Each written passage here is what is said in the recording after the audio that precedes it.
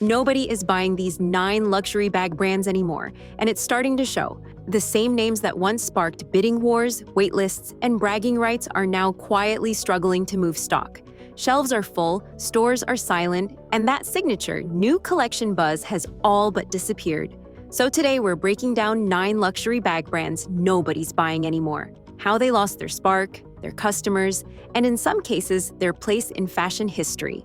So, which brand kicks off our list? It's one that once ruled the minimalist luxury scene, the go-to for quiet confidence long before quiet luxury became a hashtag. But somewhere along the line, it fell from understated chic to just plain underwhelming. And number 9, Celine. Celine was once the crown jewel of minimalist fashion. Under Phoebe Philo, the brand redefined what luxury looked like. Clean silhouettes, soft leathers, bags that didn't scream wealth but radiated it. Owning a Celine bag meant you got it. You didn't need to show off. You simply had taste. But after Philo's departure in 2018, everything changed.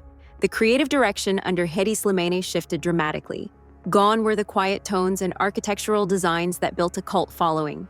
In came edgy logos, shorter hemlines, and a bold, rock chic vibe that alienated the very audience that made Celine matter. The reaction? Immediate and loud.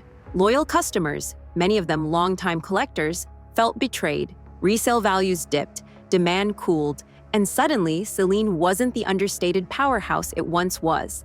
The problem wasn't that Slimane's work was bad, it just wasn't Celine. And while the new collections have their fans, the brand's original magic, that rare mix of subtle femininity and effortless confidence, is gone. What used to be the thinking woman's brand quietly morphed into another logo-laden label, trying to court the youth. You can see the shift in the data, too. Resale sites that once listed Celine bags above retail now show them stagnating.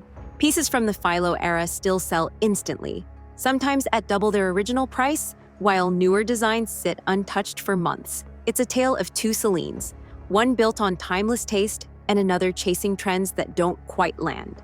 The elite buyers who once swore by the brand have drifted toward Hermès, The Row, and Bottega Veneta, brands that kept the quiet sophistication Celine abandoned. Even influencers, once proud to post their Celine moments, now favor subtler, less divisive aesthetics. And that's the thing about luxury. Once you lose your identity, you lose your audience. Celine traded a cult following for broader visibility, but that visibility came at the cost of loyalty. It's still beautiful, still respected, but it's not the same Celine people fell in love with. And for a brand built on emotion rather than logos, that change hurt more than any price drop ever could. Celine's quiet downfall proved one thing: when a brand loses its essence, even beauty can't save it. But the next name on this list didn't lose itself overnight. It happened slowly, one flashy logo and discount rack at a time. Number 8, Mulberry. There was a time when owning a Mulberry bag meant you'd made a refined choice. Not loud, not trendy, just quietly British. The Bayswater, the Alexa, the Lily, each one felt timeless. For years, Mulberry represented the sweet spot between attainable and aspirational. It was luxury that didn't need to scream. But fast forward a decade, and Mulberry's glory has dimmed. The same brand that once embodied understated craftsmanship is now struggling to find its footing in a market that's outgrown it. Sales are sluggish, boutiques are emptier, and even loyal fans admit the spark's gone. So what happened? Mulberry's biggest strength, its classic, predictable design language, became its weakness. As the rest of the fashion world leaned into reinvention, Mulberry stuck to what it knew. While brands like Bottega Veneta and Loewe redefined modern craftsmanship with bold shapes and innovative textures, Mulberry's aesthetic stayed safe, too safe. Then came the pricing problem. Mulberry tried to elevate itself to compete with the top-tier houses like Chanel and Hermès, raising prices while cutting back on that handmade, Somerset-crafted exclusivity that once justified the cost. The result? Bags that were more expensive but didn't feel any more special. The brand alienated its base of loyal middle-class customers and didn't win over the wealthy ones either. At the same time, resale platforms told a brutal truth. Mulberry bags don't hold value like they used to. The Alexa, once a cult favorite that sparked waiting lists, now struggles to fetch even half its original price. For collectors, that's a red flag. In luxury, resale value isn't just about money. It's about cultural relevance. Mulberry also faced an identity crisis. It wanted to be quintessentially British but globally appealing, heritage-rich but youthful, premium but accessible. That juggling act created confusion. Who was Mulberry really for? The answer, unfortunately, became everyone, which in the world of high fashion usually means no one. Still, there's a sense of nostalgia attached to Mulberry. People don't dislike it. They just don't want it the way they used to. It's a brand that feels like yesterday's favorite song. Familiar, lovely, but no longer playing on repeat. The irony? Mulberry never truly fell apart. It simply stayed still while the rest of the world moved on. And in an industry that thrives on reinvention, staying still is just another way of disappearing. Mulberry's quiet decline showed how standing still can make a brand invisible. But Michael Kors, its fall was the complete opposite. Loud, glittery, and hard to look away from. This one burned bright, then burned out. Number 7. Michael Kors. There was a time when carrying a Michael Kors bag felt like joining a club. The shiny gold MK emblem swung from every wrist in Manhattan, every airport lounge, every brunch table. It was glamorous but approachable, expensive but not unreachable. Michael Kors built a dream that ordinary people could actually buy into, and for a while, that was the magic. But that same magic became the curse. The brand grew too big, too fast. In the rush to meet demand, Michael Kors opened hundreds of stores across the globe and flooded the market with endless collections. Walk through any major mall, and you could spot 3 MK bags before reaching the food court. In luxury, visibility isn't power, it's poison. The exclusivity that once made Kors desirable evaporated under the weight of mass production. It wasn't just the handbags. The watches, wallets, shoes, and belts all carried that same gleaming logo. What used to say taste began to scream trend. And as soon as a logo becomes a trend, it starts a countdown to extinction. By 2016, analysts were calling it the logo fatigue era. Sales slowed, resale values tanked, and high-end shoppers quietly stepped back. You could tell who the brand was still selling to. Not the Upper East Side clientele it once courted, but everyday shoppers who wanted a touch of glamour on a payment plan. There's nothing wrong with that market, but it's not the luxury one. Meanwhile, the ultra-wealthy shifted toward brands with mystery. Bottega Veneta's woven leather. The Rose, silent confidence. These labels didn't shout their price. They whispered their worth. Michael Kors had lost that subtlety. To fix it, the company tried a series of reinventions, toning down logos, experimenting with sleeker silhouettes, even acquiring other labels like Versace to rebuild prestige. But image is a fragile thing. Once the world associates your brand with accessible luxury, it's nearly impossible to climb back up. And then came social media's cruel honesty. Influencers who once flaunted MK handbags now favor niche designers or quiet luxury staples. TikTok shoppers call Kors bags starter luxury, a phrase that sounds more like a training level than a compliment. Even die-hard fans admit the excitement isn't there anymore. Still, it's not a lost cause. Michael Kors remains wildly profitable, beloved by loyal customers, and strong in markets where recognizable logos still matter. But in the hierarchy of fashion status, it's slipped from icon to entry point, a brand people buy before they know better. And that's the bittersweet truth. Michael Kors didn't fall because it failed. It fell because it succeeded too well. It made luxury available to everyone, and in doing so, it stopped being luxury at all. Michael Kors showed us what happens when a brand becomes too available. But the next one? It didn't just become common, it became invisible. A name that once stood for effortless French sophistication now feels like a relic of a different time. Number 6. Longchamp. There was a point when carrying a Longchamp bag meant something. It wasn't about showing off, it was about understated taste. The kind of woman who carried a Longchamp didn't need to scream luxury. She just was luxury. The Le Pliage tote, released in the early 1990s, was an instant phenomenon. A foldable nylon bag trimmed with fine leather handles, it managed to blend practicality with Parisian chic. It was light, durable, and deceptively simple. You could see it on everyone from supermodels at Charles de Gaulle Airport to university students in London. It had that magic mix, versatile enough for everyday use, stylish enough to feel premium. But then came the overexposure. What began as a quiet fashion staple turned into a global craze. Longchamp leaned hard into the success, producing the Le Pliage in every color imaginable, releasing endless special editions, and expanding its retail footprint across continents. What used to be exclusive suddenly became ubiquitous. Soon, the bag that once felt effortlessly chic became ordinary. everyone had one. And in luxury, when everyone has one, no one wants one anymore. That accessibility may have made Longchamp money in the short term, but it cost the brand something far more valuable: its mystique. The brand had built its name on French refinement, but with every expansion, it edged closer to the category of premium lifestyle brand, rather than true luxury. Worse still, Longchamp never evolved beyond its star. The Le Pliage was so iconic that it trapped the company in its own shadow. New releases like the Roseau or the Mailbox never quite broke through, either too conservative or too forgettable to make an impact. Meanwhile, younger shoppers were being swept up by the minimalist cool of Pauline, Mansour Gavriel, and even Coos's elevated leather line, all of which offered something Longchamp no longer did: freshness. Even the resale market tells the truth. Vintage and limited edition pliage bags can still find buyers, but the everyday versions barely hold value. On secondhand sites, listings pile up faster than they sell, and that's a death sentence for any bag hoping to stay relevant. Still, there's affection for Longchamp. That's the irony. It's a brand people respect, even love, but not one they crave anymore. It's what you reach for out of habit, not excitement. The quality remains, the craftsmanship remains, but the thrill, the thing that makes luxury feel alive, that's gone. In the end, Longchamp didn't crash, it just quietly faded.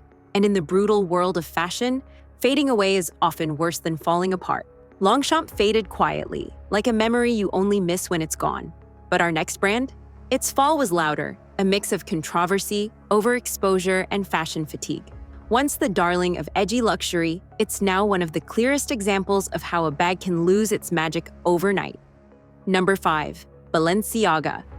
Balenciaga's rise in the handbag world was meteoric. For years, the brand was untouchable, effortlessly cool, unapologetically bold, and perfectly unpredictable.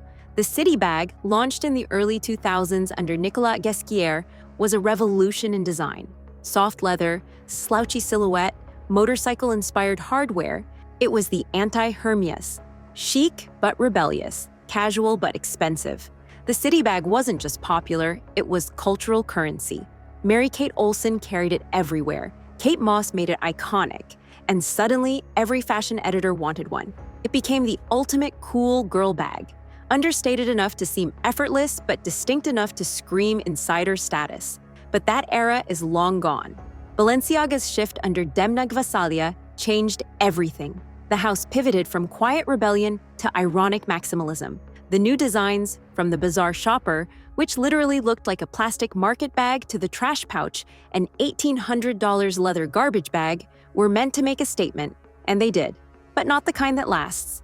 Instead of timeless, Balenciaga became meme material.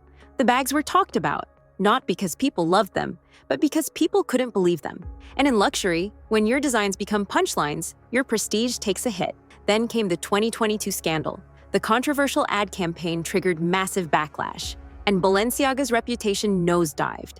Celebrities distanced themselves, influencers dropped sponsorships, and shoppers quietly backed away. The ripple effect hit the bags hardest. Here, resale values plummeted. The Neoclassic and Hourglass, two of Balenciaga's biggest modern hits, saw resale prices drop by up to 40% within months. Even die-hard collectors began selling off their pieces. The market had spoken. Balenciaga was no longer desirable. The issue wasn't just the controversy, it was that Balenciaga had alienated both ends of its audience. The elite buyers who once loved its edge grew tired of the gimmicks. The fashion crowd that loved its shock value moved on to newer it brands like Loewe, Bottega Veneta, and Coperni. The final blow? Overexposure. Every influencer owned an Hourglass bag. Every red carpet had one. The moment passed, and the silence that followed was deafening. Balenciaga bags still have quality, no question, but they've lost their soul. They don't feel like objects of desire anymore. They feel like reminders of a fashion moment that burned too bright and too fast. And that's the cruel irony of luxury. You can be famous, you can be talked about, you can even dominate trends, but once your bags stop making people want, the brand's heartbeat stops. Balenciaga's journey shows just how quickly a brand can fall out of favor. But the next name on our list didn't even need a scandal to lose its shine. It simply failed to evolve with the times, and in doing so, it lost its grip on the luxury market entirely. Number 4. Coach. Coach was once the epitome of American luxury. the brand that captured the essence of timeless style and practicality. Its classic leather bags were once the gateway drug to high-end luxury, the brand that symbolized, "I'm successful, but I'm still grounded." The Parker, the Rogue, and of course, the Duffel were all highly regarded in the bag world, beloved for their craftsmanship, understated elegance, and quiet sophistication. But somewhere along the way, Coach's identity started to fray. And the culprit? Overexposure. In the 2000s, Coach decided to shift its focus. The bags that once had an exclusive, special quality about them started appearing on every mall shelf, in every department store, and in countless outlets. Instead of maintaining that aspirational vibe, the brand became too accessible. Suddenly, a Coach bag wasn't just a marker of success, it was everywhere, and everyone had one. The shift was subtle at first. Coach tried to fight it by collaborating with high-end designers, but the magic was gone. The once beloved classic leather bags were now competing with flashy, logo-heavy designs that didn't feel special anymore. And while Coach's bags were still high quality, the desire for them had faded. When luxury became synonymous with mass production, it no longer commanded the respect it once did. What's more, Coach became a victim of its own pricing strategy. It wanted to position itself as affordable luxury, but by trying to appeal to a broader demographic, it watered down its image. Coach's strategy of frequent sales and discounts eroded its luxury status, turning its iconic bags into something you could pick up at a discounted price at any outlet. Once the middle class was saturated with Coach's offerings, there wasn't much left to keep the elite interested. Resale values plummeted. The bags that used to fetch a premium price on secondhand markets now languish for months without finding buyers. Where other luxury bags from brands like Louis Vuitton and Chanel continue to gain value over time, Coach's designs have become increasingly disposable. The once cherished Coach bag is now something you find in thrift shops, no longer a symbol of status, but just another old item on a sale rack. While Coach has attempted to rebrand over the past few years, launching new designs and pushing to regain some of its former prestige, the damage is done. Younger, wealthier buyers are no longer interested. They don't want the bags their parents or grandparents carried. And Coach's push for nostalgia didn't win over the next generation of luxury shoppers. Today, Coach is a shadow of its former self, still respected for its craftsmanship, but no longer seen as the go-to brand for luxury bags. The brand once built on timelessness has become synonymous with familiarity. And in the world of luxury, that's rarely a compliment.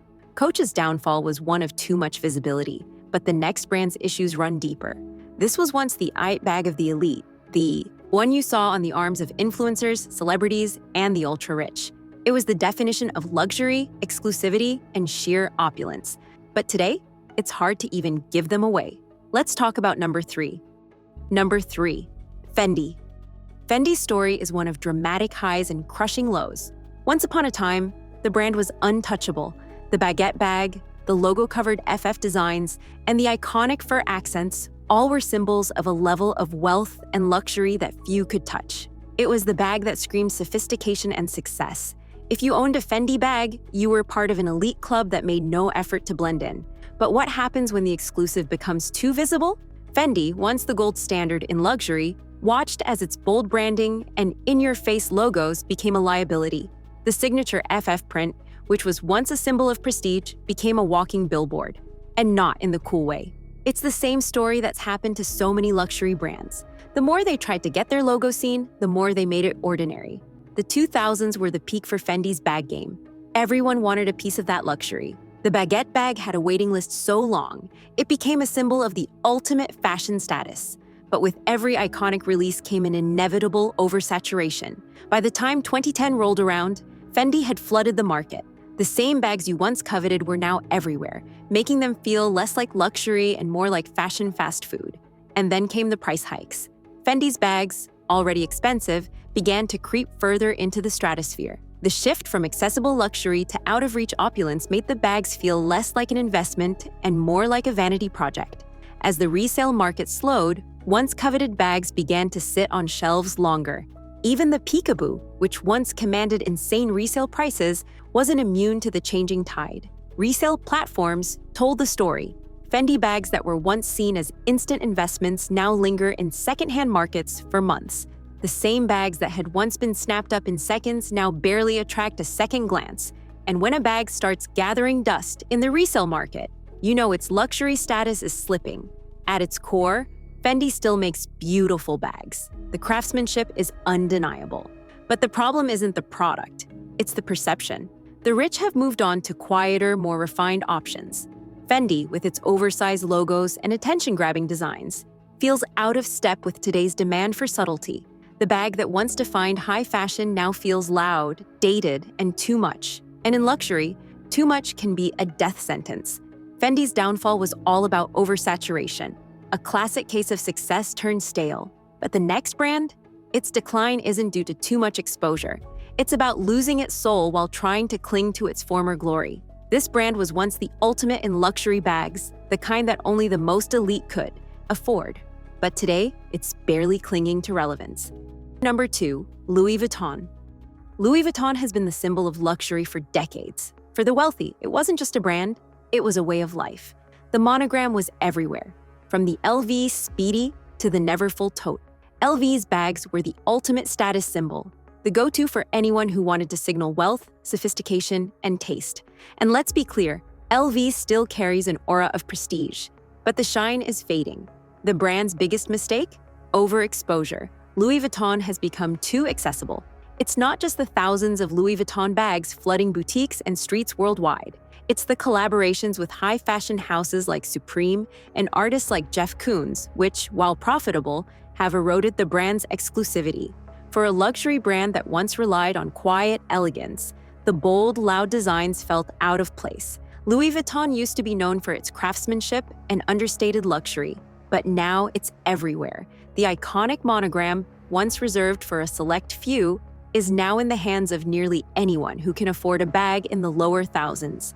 The market is flooded with knockoffs, cheaper alternatives, and limited edition prints. Louis Vuitton's history of quiet exclusivity has been replaced by a frenzy of consumerism. For the ultra-wealthy, that's a red flag. What's more concerning is the resale value. In the past, Louis Vuitton bags held their value exceptionally well, often fetching more than their original retail price in secondhand markets. Not anymore. The resale market for LV bags has dramatically slowed. Once in-demand pieces like the Louis Vuitton Alma or Neverfull are sitting unsold on platforms like The Real Real and Vestiaire Collective, some with markdowns of up to 30%. For collectors, that's a major blow. In luxury, resale value isn't just about profit, it's about the cultural significance of the item. And once LV's bags lost that allure, they stopped being the must-have investment pieces they once were. It's not all bad news. Louis Vuitton still has a dedicated customer base, and the brand continues to be a symbol of luxury for many. But for the ultra-wealthy, LV's bags no longer carry the same mystique. The old It bags are now seen as commonplace, and as more and more people flash the signature LV logo, the appeal has dimmed.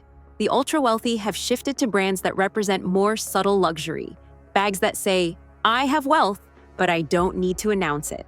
Louis Vuitton is still iconic, no doubt, but it's no longer the king of luxury bags. It's become a reminder of what happens when a brand overreaches and forgets that luxury is about more than just a logo.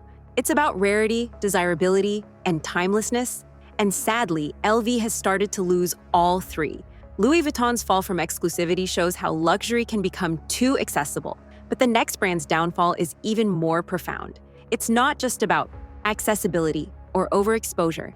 This brand's decline is a reflection of the changing taste of the ultra-wealthy, who are shifting away from ostentation to more understated, refined choices. Let's see which brand claims the top spot in our countdown. Number 1, Gucci. Gucci's place at the top of this list isn't just about how fast the brand has fallen, it's about how spectacularly it lost its way. Once the epitome of Italian luxury and sophistication, Gucci has now become a cautionary tale of how a legacy brand can implode by trying too hard to stay relevant. The Gucci Bamboo, the Dionysus, and the Jackie 1961, these iconic bags once stood for the very essence of high-end craftsmanship, subtlety, and class.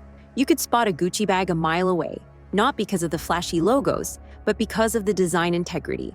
But under Alessandro Michele's creative direction, Gucci's identity shifted radically. The brand that once represented the perfect balance of luxury and restraint suddenly became a playground for gimmicks, excessive logos, and maximalist designs.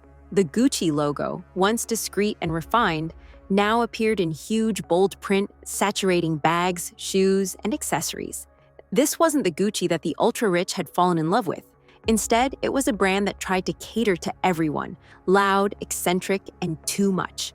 Luxury for the wealthy is about understated elegance, and the excessive flair Gucci adopted was, simply put, too in your face for those who valued discretion. Gucci's signature GG monogram, once the hallmark of exclusivity, is now everywhere. From Instagram influencers to fast fashion knockoffs, that simple GG now signifies middle market rather than elite. And in luxury, visibility is the kiss of death. When every influencer on TikTok is sporting a Gucci bag, it stops feeling special. It stops feeling like luxury. This isn't just about aesthetics. Gucci also fell victim to an overexposure problem. With collaborations with every streetwear brand imaginable, think Balenciaga and North Face, Gucci lost the gravitas it once held. The brand became less about tradition and artistry and more about hype-driven, trend-chasing products. That decision alienated its core affluent customer base, the ones who valued the brand's legacy of refined Italian craftsmanship. The result? Gucci bags that once sold for premium prices are now languishing in resale markets, sitting unsold for months. The luxury clientele who once coveted them are now turning to brands that remain focused on quiet luxury, brands the row. Gucci's bags, once symbols of class, have been replaced by brands that speak in whispers, not shouts. The real kicker? Gucci's failure to reinvent itself in a way that balances its heritage with modern demands has caused a massive dip in resale value. In 2020, for example, Gucci's resale prices dropped by almost 15% while other luxury brands saw growth. Once considered an investment, the Gucci bag is now seen as an impulse purchase, something you wear for the moment, but not something that'll hold value in the long run. In the end, Gucci's loud branding and willingness to chase trends led to the ultimate loss of its status. What was once a status symbol for the ultra-wealthy became a trendy, disposable accessory. Luxury is about rarity, not overexposure. And Gucci, once at the peak, now sits at the bottom, still trying to reclaim the allure it lost. So, there you have it, 9 luxury bag brands that have lost their shine, each one a reminder of how quickly fashion can turn. In a world that constantly moves forward, staying relevant means more than just crafting beautiful bags. It means knowing when to evolve, when to stay quiet, and when to let the brand speak for itself. If this list surprised you, or if you've been eyeing one of these bags, let us know in the comments. Don't forget to like and subscribe for more insider looks at the changing world of luxury. Because in fashion, what's in today might be out tomorrow. It might be out tomorrow.